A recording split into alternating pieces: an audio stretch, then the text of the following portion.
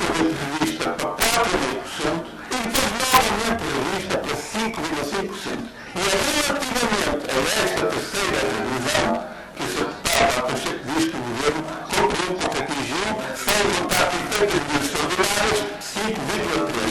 Senhor Deputado, é sempre possível cumprir as metas se a meta for excessivamente elevada. Mesmo que tivesse verificasse 7%, se a meta fosse elevada para 7,5%, o Sr. Deputado diria a mesma coisa. Isto é público. Foi a meta de 3%, aumentou o registro para 4,5%, depois novamente revista para 5,5%, e o resto aqui agora o Sr. Deputado dá 1%, e a maioria em geral do Governo se representa ter cumprido. Relativamente à dívida, mais uma vez, podemos dizer, há assinada há 3 anos, fazer umas metas para a dívida pública, e a evolução prevista para a dívida pública até 2013, e verificamos mais uma vez que o valor referido aqui pelo Secretário de Estado, 129%, é muito acima daquilo que estava previsto para a evolução da dívida pública no ano. Ou seja, o Governo, apesar das brutais medidas de austeridade, católicos de austeridade e conhecimento da sociedade dos portugueses, com consequências que são visíveis, por exemplo, no recente relatório sobre a pobreza em 2009, apesar disso, o Governo nem sequer conseguiu cumprir aquilo que se propunha como objetivo central da sua política, que era a redução do déficit e a redução da dívida pública. A dívida pública aumentou mais do que estava previsto, foi uma trajetória que foi muito mais acentuada do que estava previsto, o déficit teve uma redução muito menor do que aquilo que estava previsto inicialmente. E é isto que o Governo conseguiu cumprir relativamente àquilo que eram os seus objetivos apresentados há 3 anos, em junho de 2011. Está fechado. Temos agora 13 meses de discussão orçamental e está na altura de desmontar aquilo que foram os argumentos desenvolvidos da maioria a quando da divulgação dos dados do primeiro mês e do segundo mês de discussão orçamental. Diziam os fatores mais importantes, o que estava a crescer em janeiro, que o crescimento do IRS demonstra a retoma económica que se está a verificar. E baseava-se no número desse mês, 24,2% de crescimento da receita de IRS.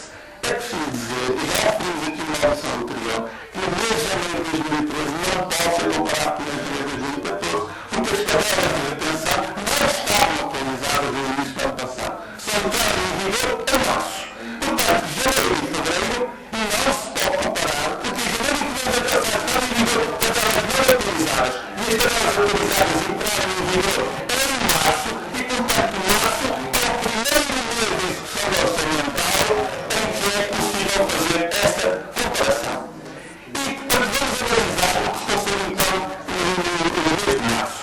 Não indo pela variação anual acumulada, porque obviamente a variação anual acumulada tem em conta os 2 primeiros meses de janeiro e fevereiro que não podem ser comparados e só resultados. Vamos analisar a variação anual mês a mês, comparando janeiro de 2013 com janeiro de 2014, fevereiro e março.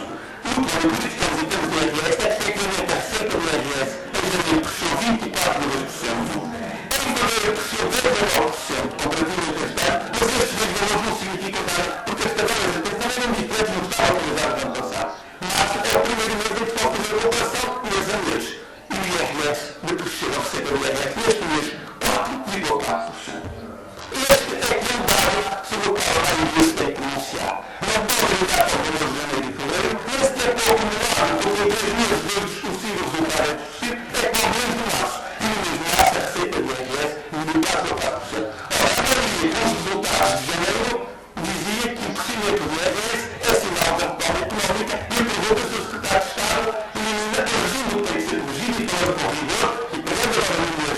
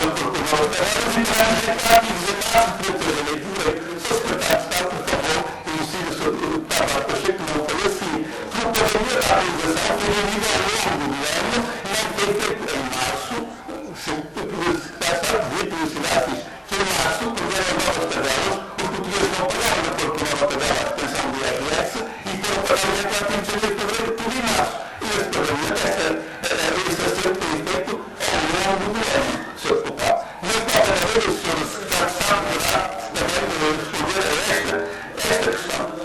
Diz o Sr. Deputado Pacheco também que temos que dar para a avaliação a molde acumulada e não terá 6 meses a mês. Ó, Sr. Deputado, mas o argumento a nós é o mesmo. Se chegarmos a tudo que eu dizia sobre a degradação da promessa de receita fiscal, se chegarmos à avaliação a molde não acumulada, temos uma degradação. Mas se o Sr. Deputado fizer o exercício e olhar para a avaliação a molde acumulada, continuamos a ter uma degradação. O Sr. Deputado viu os números. Em janeiro, 11% de aumento de receita fiscal. Em janeiro e fevereiro, acumulado 8%. Em janeiro e fevereiro, março, 4%. Continua a haver uma degradação. Então, o Sr. Deputado, faça de uma maneira ou de outra, continua a haver uma degradação da receita fiscal. Diferente, obviamente, dos números, porque estão a ser calculados de forma diferente, mas há sempre essa degradação. E era sobre isto que o Secretário de Estado tinha que comentar-se, porque já tinha pedido na primeira ronda, agora atualizando com os dados acumulados, o que vemos de janeiro para fevereiro e para março, que é que se olha para a avaliação molde acumulada ou não acumulada, o que vemos é uma degradação da receita fiscal. Da receita fiscal. E o Sr. Deputado Pacheco, falando, portanto, aos primeiros meses do ano, janeiro e fevereiro, dizendo que o aumento da receita fiscal representa, significa a retorno à atividade económica, então o que é que representa, utilizando esse critério, uma degradação de janeiro e fevereiro e março. E a conclusão que se impõe perante a sua lógica. O Sr. Secretário de Estado, ainda a questão dos juros. O Sr. Secretário de Estado, sobre a questão dos juros, reconheceu que havia um aumento, é um facto, também questionado para o aumento da cobrança de juros, mas a explicação do Sr. Deputado e do Sr. Secretário de Estado é que existe o que denota um comportamento interanual diferente neste ano do ano passado. E depois há uma profissão de fé, que acredita que até ao final do ano isto convergirá à taxa de discussão esperada. Mas a realidade é que o aumento das taxas de juros não chega, pelo menos para o grupo parlamentar PCP, que o Sr. Secretário está a dizer que é um comportamento diferente que tudo explica. É preciso concretizar se há um comportamento interanual diferente que justifica este aumento de cobrança de juros, então qual é exatamente esses fenómenos que justificam este aumento de juros e que fundamentam a convicção do Sr. Secretário de Estado que até ao final do ano não haverá variação relativamente àquilo que estava previsto. Portanto, temos uma questão mais integrada de explicação porque é que os juros aumentaram, porque se não houver essa explicação, se ficar por dizer que existe um comportamento anual diferente do ano passado, não explica nada e teremos que concluir que se calhar este aumento nos primeiros meses poderá ser uma tendência para o resto do ano. Eu gostava que tivesse uma explicação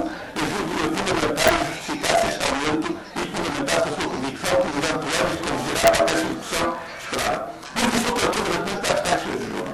Eu referi os 2 anos, 2010 e 2014, comparando 2010 com 2014, as taxas de juros são mais baixas. Mas eu pegando também esses 2 anos e tenho aqui os dados, e acho que é relevante do ponto de vista do Orçamento de Estado, não é a taxa de juros que possa ser praticada por determinada parcela da dívida, mas o montante que é pago anualmente de juros. E em 2010, eu também que referiu, os juros pagos inscritos no Orçamento de Estado são de 4.800 mil euros redondos. 4.800 mil euros. E em 2014